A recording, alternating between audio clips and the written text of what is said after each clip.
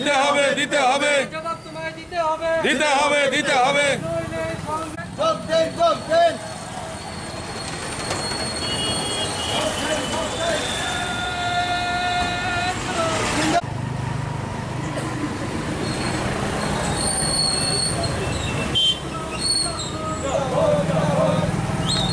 গোটা দেশে বামপন্থী ছাত্র যুবরা 15ই সেপ্টেম্বর দাবি দিবস পালন করে আমাদের সংগঠন এসএফআই, ডিএফআই, টিএসইউ, টিএফের মৌলিক যে দাবি, আমরা জন্মলগ্ন থেকে যে দাবি করছি, সবার জন্য শিক্ষা চাই, সবার জন্য কাজ চাই। এই দাবি দিবস আমরা 15ই সেপ্টেম্বর গোটা দেশে আমরা পালন করি। তার অঙ্গ হিসেবে আমরা আমাদের রাজ্যে এই কর্মসূচি উদযাপন করছি। অন্যান্য বছর বড় জমায়েতের মধ্য দিয়ে আমরা এই দিবসটি উদযাপন করতাম গোটা রাজ্যে। আমাদের দেশের সরকার, রাজ্য সরকারের কাছে এই দাবি নিয়ে আমরা যেতাম।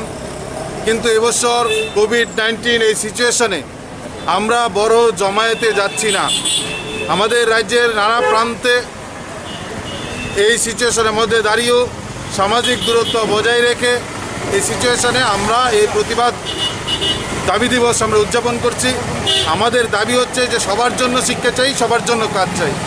কিন্তু যখন আমরা আজকে 2020 সালের 15ই সেপ্টেম্বর এই দাবি দিবস উদযাপন করছি, তখন আমাদের দেশের বেকারত্বের হার হচ্ছে স্বাধীনতার পর সবচেয়ে বেশি, 27.9%, প্রায় 30 হচ্ছে বেকারত্বের হার।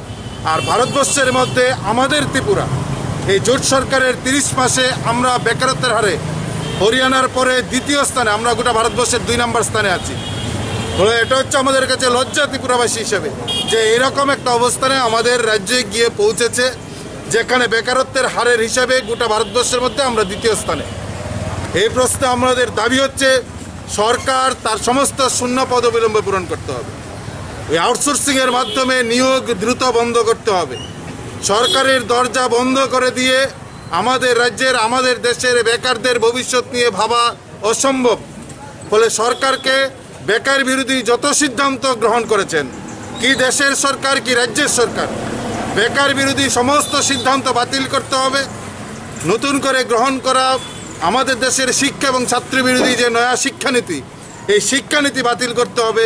বেকারদের স্বার্থে, বেকারদের জন্য ব্যবস্থা গ্রহণ করতে হবে। এই দুইটা দাবি আমরা আজকে রেজ করেছি।